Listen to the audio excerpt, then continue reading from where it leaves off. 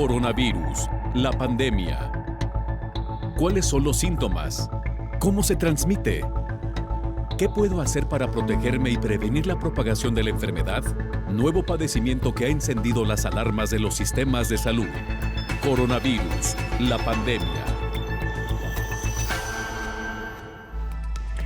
¿Qué tal? ¿Cómo le va? Bienvenido a este programa especial de Coronavirus, la pandemia. Le recordamos que este programa es una producción de la Universidad de Guadalajara que se transmite desde el foro de Canal 44, la señal de todos, y que llega a México y América Latina a través de las diversas televisoras públicas que se suman a esta emisión. Le recordamos también que usted puede participar con nosotros a través de nuestras cuentas institucionales en Twitter y Facebook, @Canal 44 TV, y lo puede hacer también a través de WhatsApp en el 33 22 42 06 90. Por cierto, queremos saludar a nuestra audiencia en Radio Universidad de Guadalajara. El tema que hoy nos ocupa tiene que ver con la escasez de medicamentos en el entorno COVID. La Universidad de Alberta, en Canadá, impulsa además el Instituto de Innovación Farmacéutica, aplicada para ayudar a comercializar productos farmacéuticos y con ello cubrir la escasez de medicamentos vitales en la lucha contra COVID-19. La pandemia de COVID-19 ha dejado al descubierto las debilidades en la cadena de suministros de medicamentos. Por cierto, que el acceso a medicamentos seguros y efectivos es un componente esencial en el derecho a la salud. Sin embargo, el desabasto y problemas de suministro han aumentado en el mundo. Ya veníamos de un rezago importante con la pandemia. Este problema se ha agudizado. Pero dejemos que sea nuestra compañera Isaura López Villalobos quien nos ponga en contexto. La escasez de medicamentos en el mundo para tratar la COVID-19 ha sido un común denominador de esta pandemia, y es que no hay tratamientos específicos para atender a los pacientes. Además, sus múltiples manifestaciones restringen los tratamientos. Sin embargo, en algunas regiones y países han funcionado ciertos fármacos, lo que desencadenó un desabasto de los mismos, como el caso de la hidroxicloroquina y metrotexato, entre muchos más. La escasez de medicamentos depende de numerosos factores a nivel nacional e internacional. Según la Organización Mundial de la Salud, las causas relacionadas con la escasez podrían ser remediadas en gran parte por los gobiernos. Por este motivo, un equipo de investigación del Centro Colaborador de la OMS para Políticas de Reembolso y Precios Productos Farmacéuticos elaboraron un informe acerca de la situación vivida con la llegada de la pandemia COVID-19, sobre todo en el continente europeo. Cuando se habla de escasez de medicamentos, el problema puede radicar en los procesos de manufactura o los procesos de la cadena de valor. Por ejemplo, la escasez se puede dar por la disponibilidad o no de materiales primarios, por ejemplo, la falta de vidrio o de plástico para los empaques de los mismos. Pero también se han registrado retrasos en la producción de sustancias primarias para las sales de los fármacos debido a la crisis de COVID-19. Como lo que ocurre en la India, nación que es considerada como la farmacia del mundo, y en donde en la actualidad se han frenado las exportaciones de sus medicamentos para poder atender a la demanda del propio país. Informó Isaura López Villalobos. Vamos a Ginebra, Suiza, sede de la Organización Mundial de la Salud, para que nuestra compañera Verónica López, corresponsal de la agencia EFE, nos dé los detalles de lo que ha informado la Organización Mundial de la Salud en las últimas horas. Verónica, te escuchamos. Adelante con el reporte. Hola, ¿qué tal? Buenos días, Belén. Buenos días a todo el auditorio de Canal 44. La COVID-19 sigue su escalada por todo el planeta. Los casos superan los 160 millones en el mundo y los fallecidos sobrepasan los 3,3 millones. Son los datos de la Organización Mundial de la Salud que indican que el número de casos y muertes globales ha descendido ligeramente en la última semana. Por regiones, América acumula 3 semanas de descensos. Está por encima de los 64 millones de casos positivos y más de 1,5 millones de muertes. Le sigue Europa con 53 millones de contagios y 1,1 millones de fallecidos. Y el sudeste asiático, con India a la cabeza, sigue liderando el crecimiento por 9ª semana consecutiva. Cuenta ya con 27 millones de positivos y 327.000 decesos. En los últimos 7 días, la región ha registrado un repunte del 6% en los casos semanales y del 15% en las muertes.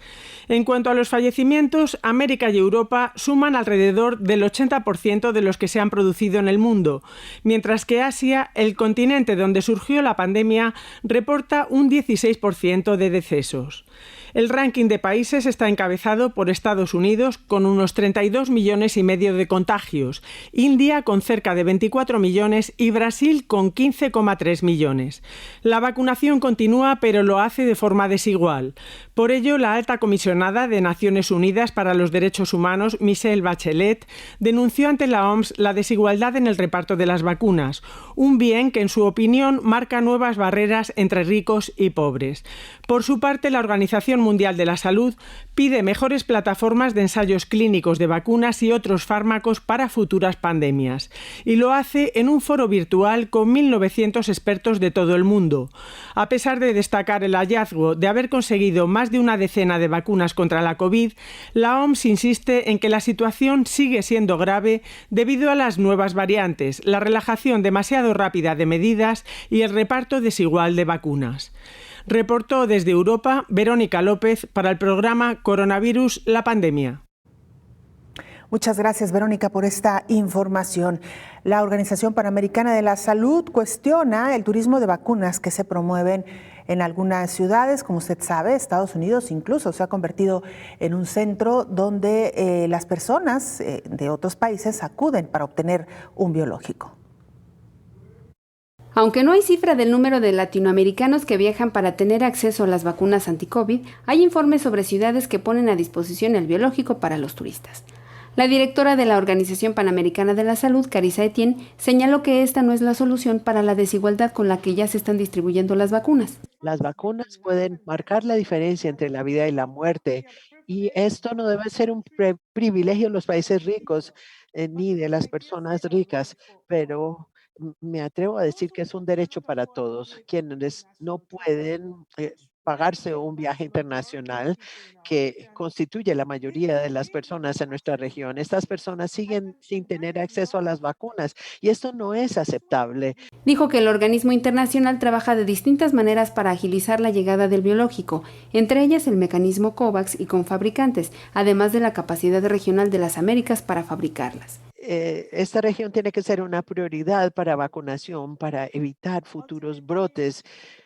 En última instancia, la falta de vacunación agrava la desigualdad. En la OPS queremos trabajar en sentido contrario, llevarles a todas las vacunas, independientemente de dónde vivan. Y esta es la única manera en que todos podremos progresar y salir de esto. En tanto, la directora del organismo internacional advirtió que casi 40% de todas las muertes por COVID-19 que fueron reportadas la semana pasada sucedieron en esta región, informó Elizabeth Ortiz. Y un equipo de expertos liderado por la Universidad Británica de Oxford puso en marcha una investigación a fin de indagar sobre los efectos de combinar 2 dosis de vacunas contra el coronavirus fabricados por distintas farmacéuticas y vieron que esto incrementa la llamada reactogenicidad. Con este término se alude a las reacciones adversas comunes esperables de una vacuna, como una respuesta inmunológica que se traduce en fiebre, dolor en el brazo, en el lugar de la inyección, malestar, etc. Los expertos encontraron que cuando se dejaba entre las dosis un intervalo de 4 semanas, aplicar los calendarios de mezclas, nos referimos, por ejemplo, Pfizer-BioNTech seguido de Oxford-AstraZeneca y Oxford-AstraZeneca seguido de Pfizer, generaba más reacciones leves o moderadas tras la segunda dosis que si les atendía al procedimiento estándar de no combinar vacunas de diferentes fabricantes. Según el estudio, cualquier efecto adverso derivado de la mezcla duró poco tiempo y aclararon que no se detectaron otras preocupaciones relacionadas con la seguridad. Los expertos también observan que los datos recabados de sus pruebas fueron extraídos de participantes mayores de 50 años, por lo que mencionan que existe la posibilidad de que tales reacciones puedan ser más prevalentes en grupos de edad más jóvenes. El equipo investigador confía en informar sobre esos datos en los próximos meses, mientras que en España se está desarrollando el estudio Convivax, impulsado por el Instituto de Salud Carlos III, que ha contado con la participación de 600 voluntarios de los 400, que forma parte del grupo de intervención a los que ya se les ha aplicado Pfizer como segunda dosis tras haber recibido la primera de AstraZeneca. El Ministerio de Sanidad está pendiente de los resultados de este estudio, así como de otros, como el de Londres o la experiencia derivada de los países que han utilizado la combinación de sueros para decidir si el grupo de menores de 60 años que han recibido AstraZeneca se les dispensa la segunda dosis con la misma marca o con Pfizer, que tiene una tecnología diferente, como sabemos, es la de ARN mensajero. La próxima semana la Comisión de Salud se reunirá para tomar una decisión al respecto. Y mire, le hemos contado cómo India repuntó los casos de COVID-19 tras varias celebraciones religiosas y sociales que se dieron en medio de esta pandemia. Bueno, pues ahora es Egipto que está buscando alternativas para festejar el fin del Ramadán pese a la COVID-19. Han pasado 30 días de ayuno durante el mes sagrado de Ramadán. Ahora los egipcios, en especial los más jóvenes, salen a las calles del Cairo en busca de alternativas para festejar el Eid al-Fitr, la fiesta del final del Ramadán, en mitad de las restricciones. Habitualmente se celebra con rezos masivos que inundan las calles de la capital, quedadas en cafeterías con amigos, paseos por la orilla del río Nilo o grandes reuniones familiares. Sin embargo, este año las autoridades egipcias han impuesto nuevas restricciones por la COVID, como la prohibición de aglomeraciones, el cierre de establecimientos comerciales a partir de las 9 de la noche, así como el de parques públicos. Por eso, desde primera hora de la mañana, decenas de jóvenes ya ocupaban las arterias principales del centro de la capital, haciendo largas colas para comprar el desayuno, encontrar un hueco libre en una de las cafeterías más populares o incluso coger una entrada para el cine. Hacemos una pausa brevísima, regresamos con mucha más información.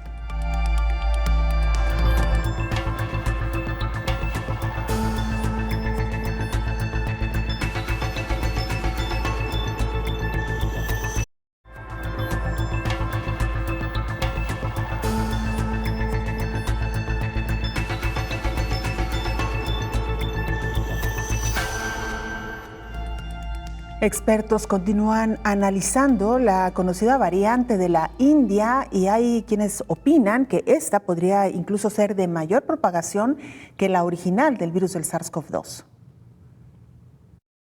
La variante india de la COVID ha sido identificada en 44 países del mundo. En México ya se ha confirmado casos en San Luis Potosí y Sinaloa. Cabe recordar que la Organización Mundial de la Salud clasificó esta cepa, descrita por primera vez en la India, como de preocupación mundial. Según informó la OMS, los estudios preliminares muestran que la mutación B1617 se propaga más fácilmente que otras variantes y requiere más investigación. Otras 3 variantes, las de Reino Unido, Sudáfrica y Brasil, recibieron la misma designación. Una mutación se eleva de variante de interés a variante de preocupación cuando muestra evidencia de que cumple al menos uno de varios criterios, entre los que se incluye que se transmita con más facilidad, que provoque una enfermedad más grave, que muestre una neutralización reducida por anticuerpos o eficacia reducida de tratamiento y vacunas. La variante sigue siendo investigada para establecer si es responsable del aumento de las muertes por coronavirus en India, cuyos hospitales y crematorios están saturados debido a la alta incidencia de la enfermedad, informó Rocío López Fonseca. En Jordania está nuestro compañero corresponsal de la agencia EFE, Isaac Martín, para contarnos qué está ocurriendo ahí en esta región. Te saludamos, Isaac, adelante con la información.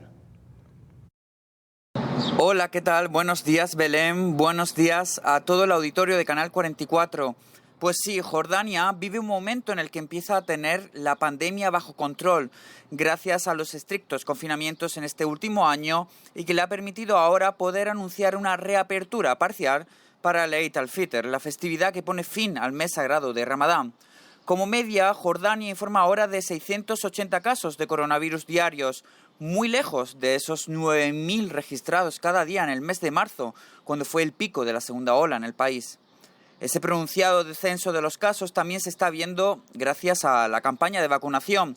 Jordania ha administrado hasta el momento más de 1 millón de dosis y más de 800.000 personas ya han recibido al menos una dosis del suero anti-COVID. Esto supone el 8% de una población de 10 millones de personas. Sin embargo, las dudas aumentan sobre cuándo se podría llegar al 70% de la población, que supondría la inmunidad colectiva, ante la desconfianza de gran parte de los jordanos hacia las vacunas. Reportó desde Jordania por el programa Coronavirus, la pandemia. Muchas gracias, Isaac, por esta información. Y mire, continuando con temas de vacunación, en Hungría, además de otros países, pero hoy vamos a escuchar lo que está sucediendo en Hungría, están inmunizando ya a adolescentes. Los adolescentes ya reciben la vacuna COVID en Hungría. El primer ministro anunció a finales de abril que los jóvenes entre 16 y 18 años podían recibir la vacuna de Pfizer después de los exámenes finales escolares. Más de 90.000 jóvenes han pedido cita para recibir la primera dosis con el permiso de sus padres. Tamás, de 17 años, se vacunó para proteger a su familia. Cree que es hora de recuperar la normalidad. Estaba deseando vacunarme. Cuando se anunció por primera vez que se vacunaría a mi grupo de edad, empecé a dudar si pediría la vacuna o no. Pero unas semanas antes de que empezaran oficialmente la vacunación, supe que sí lo haría. Bence tampoco quiso llevar el virus a casa. Él ya recibió la primera dosis, pero varios de sus familiares siguen en la lista de espera. Practico el ciclismo de forma competitiva y por el bien de mi familia y amigos no quería contagiarme. El coronavirus no es indiferente a los jóvenes. Según el virólogo Miklos Rusvail, los síntomas posteriores a la infección suelen aparecer meses después de haberlo superado. Los niños de 6 a 11 años ya están siendo vacunados en grupos piloto. Creo que para el otoño, cuando comience el próximo curso escolar, todos los niños podrán ir a la escuela vacunados.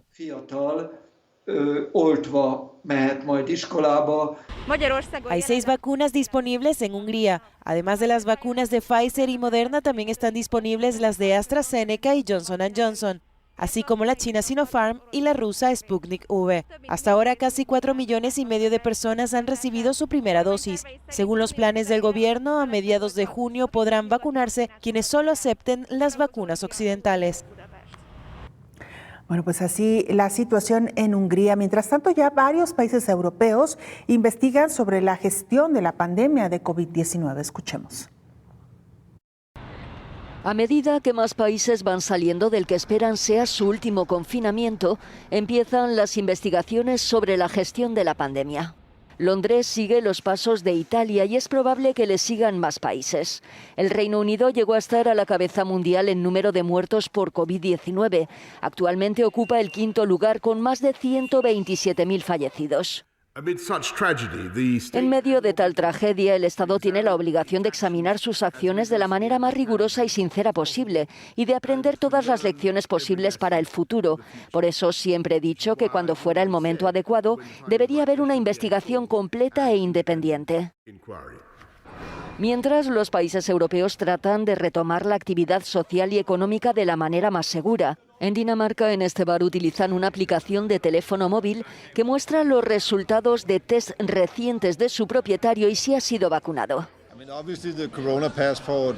El pasaporte Corona es una limitación que podría impedir a la gente venir, pero creo que después de 4 meses y medio de confinamiento, al menos en Copenhague, la gente hará cualquier cosa para ir a tomar una cerveza y comer algo.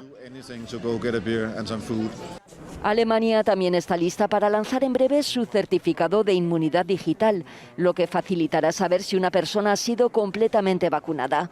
Pero el objetivo es que sea compatible con un sistema de certificación de vacunas que está desarrollando la Unión Europea.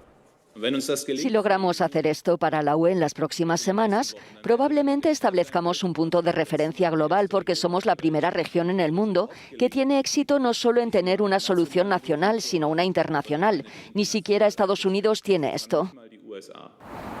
Fuera de esta tendencia de apertura está Suecia. El país nórdico ha decidido mantener 2 semanas más las restricciones para intentar aplanar la curva de contagios y reducir la alta presión hospitalaria.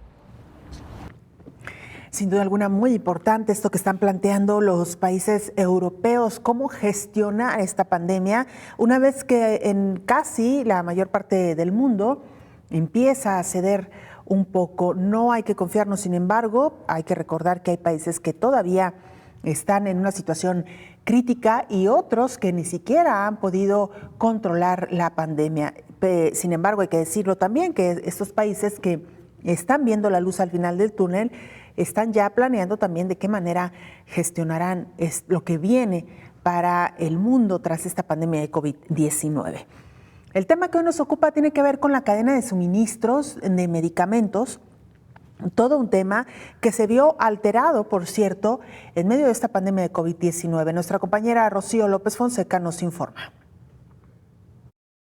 Las cadenas de suministro de productos farmacéuticos son las que aseguran que los medicamentos se manufacturen para llegar a cada uno de los pacientes. Esto quiere decir que las cadenas son mundiales, complejas y requieren de una serie de actores y mecanismos importantes. Los pasos detrás de la cadena farmacéutica son la planeación de materiales, la manufactura, la distribución, asegurar la disponibilidad en farmacias y hospitales, la negociación de precios, la gestión de calidad y la entrega de los medicamentos a los pacientes. Aunque estos pasos pueden variar dependiendo del producto, los actores detrás de estos procesos son los que logran que todo se mueva de forma eficiente y constante, y son múltiples manos las involucradas y hasta de distintos países. Como cualquier actividad a escala global, la cadena se puede romper o puede fallar, lo que significa que los pacientes podrían no recibir sus tratamientos a tiempo, y esto tiene un impacto directo en la salud y calidad de vida de los pacientes y hasta de la propia vida, justo lo que ha ocurrido al llegar la pandemia de la COVID. En Estados Unidos, 29 de 40 fármacos que se han utilizado para tratar el SARS-CoV-2 están escasos en ese país. Esto ha pasado porque los puntos de producción de medicinas se han sacudido a causa de la crisis, es decir, algunas fábricas cerraron, hubo retrasos en los envíos o cuarentenas estrictas que no permitían que la cadena de distribución funcionara correctamente. De ahí el origen de esta crisis mundial por la falta de fármacos, informó Rocío López Fonseca.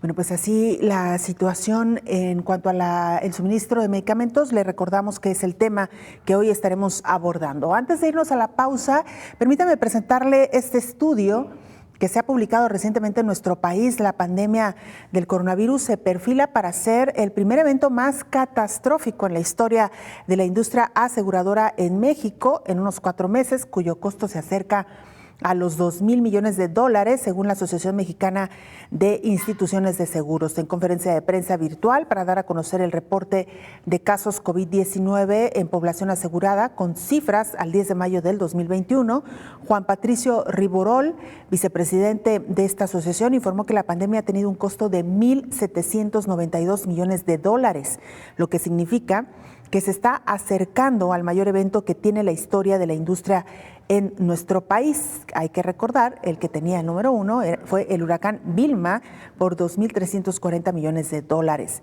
En el mapa de las catástrofes más grandes que ha tenido el sector asegurador, vemos que la pandemia va en prácticamente $1,800 millones, acercándose al mayor caso, que es Vilma. Tan solo la Asociación Mexicana de Instituciones de Seguros reveló el 4 de enero de 2021 que la pandemia ha tenido un costo de $854 millones. Edgar Caram, vicepresidente de esta asociación, explicó que aun cuando no se ha visto una curva descendente, sí se ha frenado la aceleración de personas fallecidas por el coronavirus. Deberíamos de creer que si se sigue frenando el contagio y fallecimientos, no llegaremos a esa cifra o llegaremos pero en unos cuantos meses. Así que bueno, parte de lo que se ha estado publicando respecto al costo que ha tenido esta pandemia de COVID-19. Hay que recordar que, por cierto, algunas agencias aseguradoras modificaron sus contratos, hicieron algunas precisiones respecto a la atención de sus usuarios. Por ejemplo, hay algunas que indican que hay algunos tratamientos y sobre todo algunas condiciones que no están siendo cubiertas. De esto y mucho más hablaremos regresando después de la pausa. Les recuerdo el tema que hoy nos ocupa, tiene que ver con la cadena de suministros de medicamentos. Esto y mucho más regresando después de la pausa.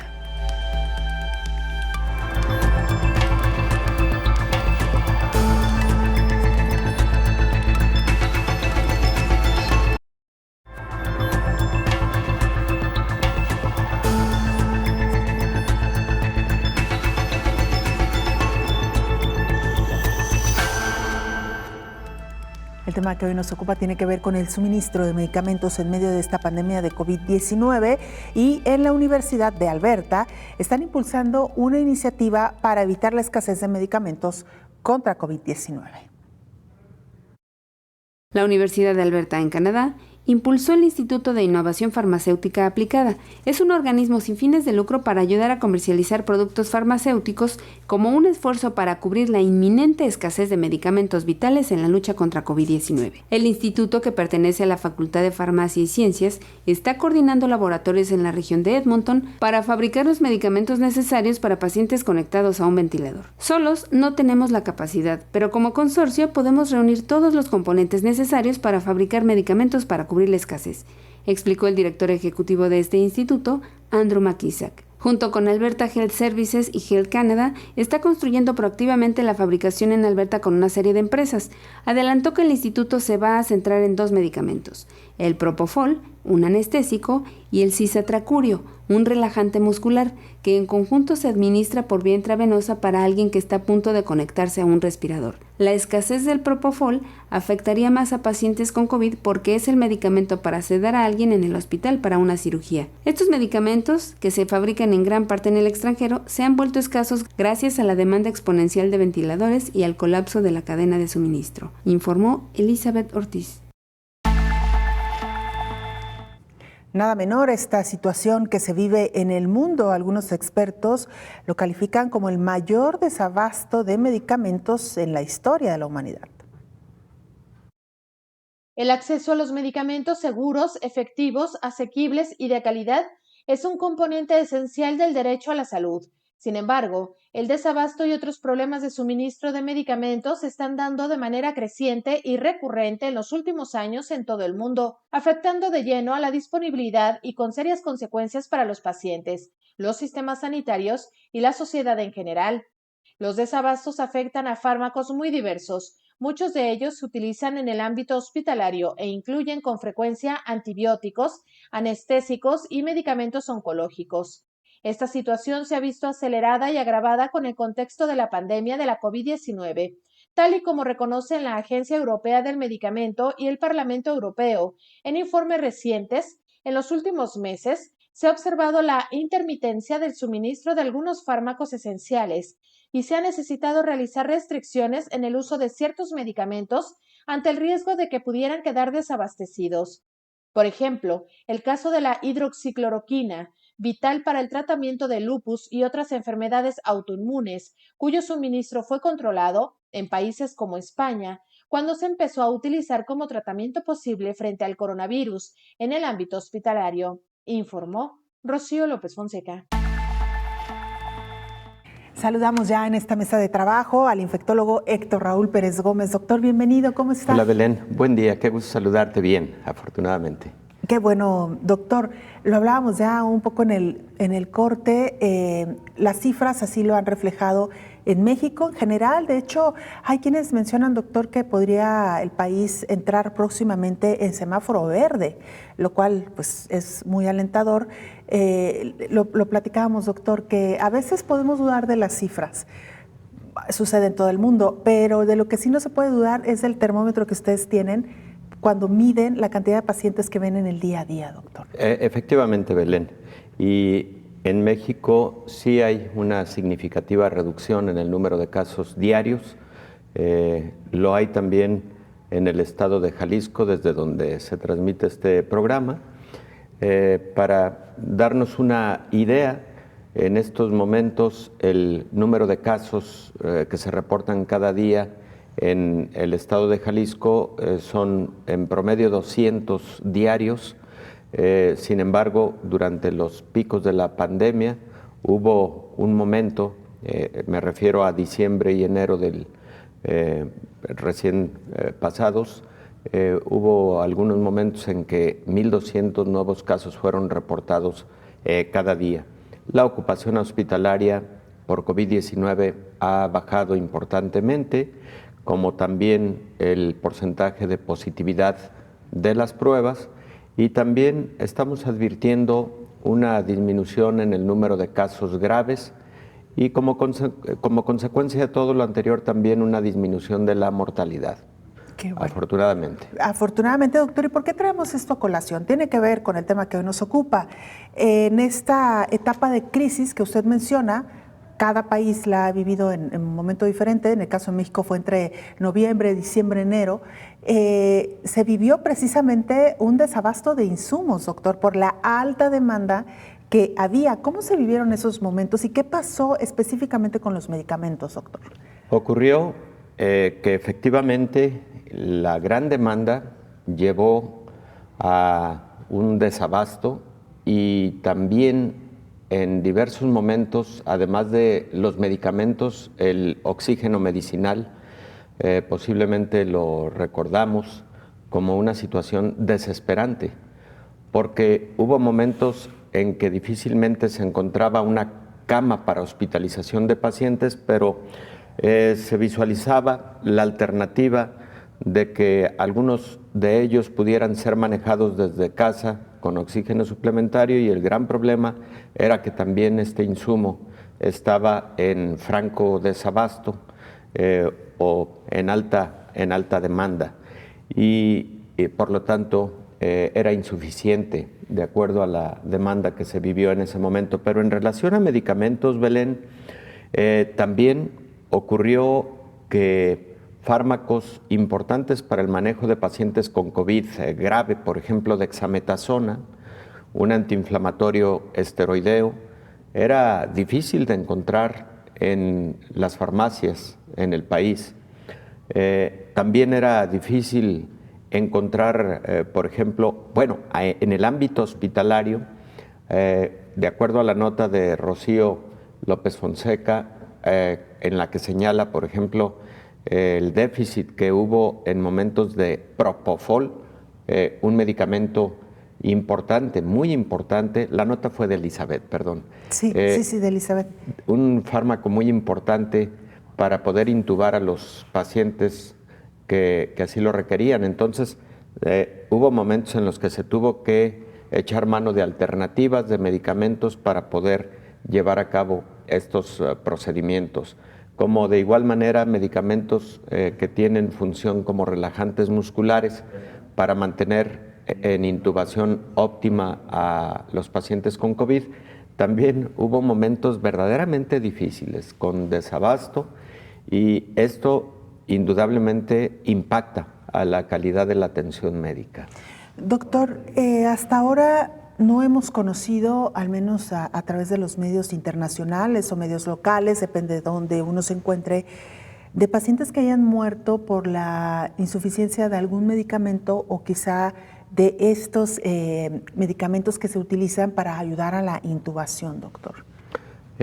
Se buscan alternativas, Belén. El equipo médico en muchos momentos en que no contó con algún fármaco, tienes otras posibilidades y fueron saliendo adelante los casos con estas alternativas. Lo ideal es contar con todos los insumos en suficiencia y en calidad. Sin embargo, sí se vivieron momentos verdaderamente críticos, y es que el desabasto tuvo que ver incluso con incapacidad de las farmacéuticas para poder producir de acuerdo a la demanda. Recordemos que fueron los momentos en que, para el caso de América Latina, prácticamente todo el continente se encontraba en una segunda ola con una cantidad impresionante de casos día con día, pero también otros países, por ejemplo en Europa, estaba viviendo esa segunda ola España, Francia Reino Unido y algunos países de Medio Oriente como Jordania. Jordania estaba teniendo hasta 9,000 casos diarios de COVID-19. Ahí estábamos en un momento muy crítico en que tanto encontrar espacios de atención hospitalaria, y lo vivieron también países desarrollados como Reino Unido, los vivió Francia de igual manera y los vivimos en múltiples países de América Latina. Claro, doctor, y hay que decir algo importante también. Estamos hablando de una rama especializada, es decir, sí, no es un producto que se puede maquilar en cualquier lado. Estamos hablando de medicamentos que requieren un alto grado de precisión, de perfección y sobre todo de salubridad, de entornos totalmente limpios para poder producir estos medicamentos, doctor. Sí, Belén, mira, por ejemplo, para ese tiempo ya las guías internacionales sugerían que la combinación de Remdesivir, un antiviral que tiene buena actividad contra SARS-CoV-2, conjuntamente con tocilizumab, un antiinflamatorio inhibidor de citocinas proinflamatorias, era una muy buena combinación en pacientes no intubados, pero que estaban en condiciones clínicas de riesgo para llegar a ser intubados. Y la combinación de estos dos fármacos estaba reportado en la literatura, está de hecho reportado en la literatura, reduce ese riesgo. Se encontró que los pacientes que recibían este tipo de combinación, uno, tenían menor riesgo de intubación endotraqueal, número 2, menor estancia hospitalaria, número 3, menor mortalidad que los pacientes que no recibían estos fármacos. De tal manera que este tipo de fármacos, como bien tú lo señalas, son de alta especialidad y las farmacéuticas tuvieron de alguna manera incapacidad para lograr abastecer la demanda que había de estos medicamentos, y también se generó lamentablemente el hecho de que los medicamentos incrementaron mucho de precio. La ley de la oferta y la demanda, insisto, lamentablemente entró en acción, y digo lamentablemente porque ante una condición de esta naturaleza, pues la solidaridad es fundamental, y creo que esa estuvo ausente en diversos momentos, al menos en lo relativo a la producción de fármacos, al abastecimiento y distribución de medicamentos y a los costos de los insumos, incluidos medicamentos, oxígeno y equipo de protección. Doctor, en esta recapitulación que estamos haciendo sobre lo vivido, en algunos países hace tiempo, en otros más reciente, en otros lo están viviendo en este momento, como es el caso de India, creó un efecto, pues digamos, dominó. Porque, como lo hemos explicado en otras ocasiones, hasta ahora no hay un fármaco que se haya creado ex profeso para COVID-19 y se ha echado mano de otros que fueron creados para otros padecimientos. En ese sentido, al haber una mayor demanda de estos medicamentos, los pacientes que habitualmente consumían esos medicamentos para tratar sus condiciones previas también se vieron afectados, doctor. Claro, yo creo que el ejemplo muy palpable al respecto fue hidroxicloroquina, un medicamento importante en pacientes con enfermedades reumatológicas como artritis reumatoide, por ejemplo. Y en esos meses, probablemente incluso 6 meses de pandemia, los pacientes con enfermedades de esta naturaleza sufrieron mucho el desabasto, porque una gran cantidad de pacientes con COVID estaban recibiendo hidroxicloroquina al inicio de la pandemia, hasta que la Organización Mundial de la Salud hizo el claro pronunciamiento de que los ensayos clínicos utilizando hidroxicloroquina pues no habían mostrado un gran beneficio del fármaco en pacientes con enfermedad leve, moderada y grave, y que no debería estarse utilizando ya. Creo que ahí empezó a disminuir la prescripción de hidroxicloroquina y ya volvieron los pacientes con artritis reumatoide, por ejemplo, a tener disponibilidad de este fármaco tan importante. Pero como hay múltiples ejemplos, Belén. Estos biológicos, por ejemplo, tocilizumab, es un medicamento que se utiliza en enfermedades reumatológicas, en enfermedades autoinmunes, como lupus, como artritis reumatoide, etcétera. De hecho, su indicación original fue artritis reumatoide. Bueno, también ocurrió lo mismo. Por la gran utilización de tocilizumab para pacientes con COVID, los pacientes con artritis reumatoide sufrieron de desabasto del fármaco. Por cierto, doctor, qué bueno que toca ahorita este tema, porque justo nos llegó una pregunta de una radioescucha o televidente sobre una recomendación sobre estos medicamentos. Regresando de la pausa, doctor, sí, con todo gusto, si me lo Belén. permite. La Claro pausa, que sí. Regresamos.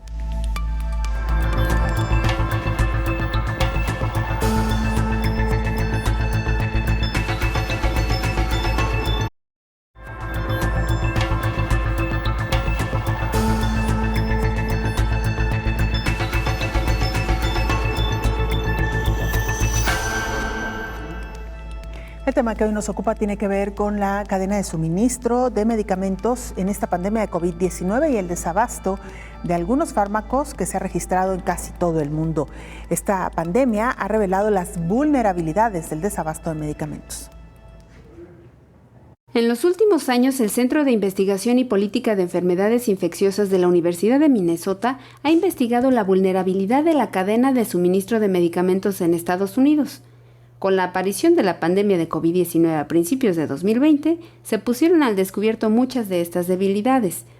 La escasez de medicamentos puede ser una cuestión de vida o muerte, y algunas escaseces significan que un medicamento que salva vidas no está disponible para los pacientes estadounidenses a ningún precio.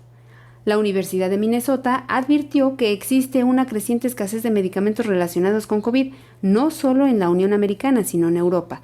De los 40 medicamentos de tratamiento contra COVID, 29 presentan escasez, mientras que de los 156 para pacientes críticos también presentan desabasto. La producción de fármacos se ve aún más comprometida con los recientes cierres de fabricación relacionados con casos que se producen en Italia e India. El nuevo reporte del Centro de Investigación de esta universidad indica que existe una necesidad urgente de una política nueva y más eficaz con una transparencia sólida para resolver los problemas persistentes de escasez de medicamentos que plagan el sistema de salud en los Estados Unidos. En la Unión Americana, la falta de visibilidad de la cadena de suministro de medicamentos en las fases iniciales obstaculiza gravemente la capacidad del mercado y de los formuladores de políticas para monitorear y abordar los problemas de calidad de los medicamentos, advierte el informe. Para Coronavirus la Pandemia, Elizabeth Ortiz. Muchas gracias, Elizabeth. Doctor, le comentaba antes de irnos a la pausa sobre esta pregunta que nos llega de la señora Patricia. Muchas gracias, por cierto, por comunicarse con nosotros. Es un poco extenso su comentario. Vamos a tratar de resumirlo por cuestiones de tiempo. Básicamente ella tiene una inquietud muy específica, doctor. Ella nos dice si los pacientes con enfermedades como artritis reumatoide o similares, por ejemplo lupus, deberían de suspender o no sus medicamentos antes de recibir la vacuna. ¿Cuál debería de ser el procedimiento, doctor? Bien, los pacientes que tienen enfermedades reumatológicas no tienen contraindicación para recibir la vacuna. Nada más, las guías técnicas, prácticamente todas estas guías técnicas, establecen que en este tipo de pacientes la respuesta inmune a la vacuna podría ser menor a la de la población general. Estas enfermedades reumatológicas y autoinmunes, como el lupus eritematoso sistémico y la artritis reumatoide, por la enfermedad misma o por los medicamentos que estos pacientes reciben, pueden entonces generar una respuesta inmune menor, porque de antemano estos medicamentos son inmunosupresores. Entonces, en general, las guías internacionales no sugieren que los medicamentos se suspendan para propósitos de vacunación. Tampoco las guías generales al respecto dicen no se vacunen los pacientes con enfermedades reumatológicas. No. De hecho, las únicas contraindicaciones absolutas para la vacunación son, número 1, el antecedente de una alergia o anafilaxia grave que haya puesto en riesgo la vida, ya sea a algún otro medicamento o algún componente de la vacuna en cuestión. Y la segunda contraindicación absoluta es estar teniendo COVID-19 activo o haberlo tenido en los días recientes. Se debe dejar transcurrir un tiempo después de haber tenido COVID, y ese tiempo es aproximadamente un mes para recibir la vacunación. Entonces, en respuesta específica y concreta a quien nos hace la pregunta, estos pacientes sí pueden acudir a vacunarse. Son pacientes en quienes después quizás es conveniente hacer una medición de anticuerpos neutralizantes de alta afinidad para identificar que hayan hecho una respuesta inmune al biológico. Recordemos también lo siguiente: las vacunas todavía nos están dando muchas enseñanzas y ya se ha hablado de la posibilidad de una tercera dosis, por ejemplo, de la vacuna de Pfizer. Bueno, también es muy posible que en el futuro se diferencie entre pacientes que tienen este tipo de patologías, pacientes con diferentes edades, para la determinación de cuántas dosis podría requerir diferenciadamente a algún paciente determinado de acuerdo a sus características o a sus condiciones clínicas preexistentes. Por ejemplo, hay una publicación reciente que nos habla de que posiblemente los jóvenes vacunados con alguna de los biológicos de 2 dosis, con una sola dosis puedan tener muy buena inmunidad durante periodos largos de tiempo. Son estudios todavía, quiero dejarlo perfectamente claro. En este momento los protocolos siguen igual, pero los estudios están enfocados precisamente a hacer ese tipo de diferenciaciones porque pueden las recomendaciones diferenciarse de acuerdo a esos diferentes aspectos de estados clínicos preexistentes, como el caso de estas enfermedades reumatológicas. Claro, incluso, doctor, a lo mejor hasta diferenciar por laboratorio. Habrá alguna vacuna que fabrica cierto laboratorio que será más conveniente para ciertos grupos y menos favorable para otros. Esto, como usted dice, se irá viendo en el camino. Doctor, usted mencionó algo importante y creo que sería conveniente explicárselo en 2 minutitos a nuestra audiencia, porque quizá no todos estén familiarizados con las enfermedades autoinmunes. Claro. ¿Y de qué se tratan estos medicamentos inmunosupresores? Claro. ¿Qué genera una enfermedad autoinmune? ¿Por qué se tiene que tomar ese tipo de medicamentos? ¿Y qué tiene que ver esto con la inmunidad que proveen las vacunas?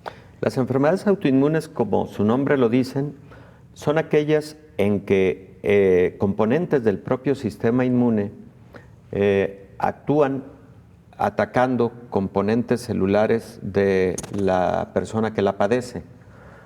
Por ejemplo, esto ocurre con lupus eritematoso sistémico. Autoanticuerpos, es decir, anticuerpos que actúan en contra de las células del mismo paciente, pueden dañar células tanto vasculares, por ejemplo, de la capa más interna de los vasos sanguíneos, pueden dañar células del sistema nervioso central, pueden dañar células renales, pueden dañar, en fin, células de diferente estirpe y de diferentes órganos y sistemas. Están actuando equivocadamente, Están actuando equivocadamente. En la artritis reumatoide ocurre algo similar. Un autoanticuerpo actúa equivocadamente contra componentes de las propias células, predominantemente de las articulaciones de estos pacientes y de células del endotelio de los vasos sanguíneos. En algunos de estos pacientes, por ejemplo, el daño es ocular por afectación a pequeños vasos sanguíneos de la retina, etcétera, ¿no? Pero así como es lupus eritematoso, artritis reumatoide, hay otras muchas enfermedades reumatológicas y autoinmunes como esclerodermia, enfermedad mixta del tejido conectivo, existen autoanticuerpos en enfermedades como espondilitis anquilosante, etcétera. En todas estas enfermedades se utilizan medicamentos precisamente para contener a ese sistema inmune en la producción de esos autoanticuerpos y por eso se conocen como medicamentos inmunosupresores y esto incluye corticosteroides, pero también incluye inhibidores de citocinas como el caso de tocilizumab, de baricitinib. Al inicio existían medicamentos que también actuaban disminuyendo la respuesta inmune, como el caso de hidroxicloroquina, por ejemplo, y también el caso de, déjame recordar, Belén, que ha sido etoricoxib, medicamentos que eran aquí medicamentos hemos mencionado. Sí. Doctor, estos medicamentos entonces lo que hacen es, digamos, como calmar el sistema inmune para que no esté atacando equivocadamente al organismo. Hacen, básicamente. Y por ello, como el sistema inmune está, digamos, tranquilizado, si me permite la expresión, claro, pues no reacciona igual a una vacuna que como reaccionaría un sistema inmune, digamos, en su estado habitual. Efectivamente, eso es básicamente lo que ocurre. Pero insisto, no son contraindicaciones absolutas para la vacunación. Es decir, que no dejen de tomar sus medicamentos estas personas, continúen con sus tratamientos habituales y sí pueden recibir la vacuna. Ahí está la respuesta concreta para la señora Patricia, a quien le agradecemos muchísimo su pregunta, porque esto nos sirve, doctor, para informar también al resto del auditorio. Doctor, como siempre, muchísimas gracias. Muchas gracias, Buen Belén. fin de semana. Gracias, con mucho gusto. Gracias, doctor. Nos vemos y nos escuchamos en la siguiente emisión. Coronavirus, la pandemia.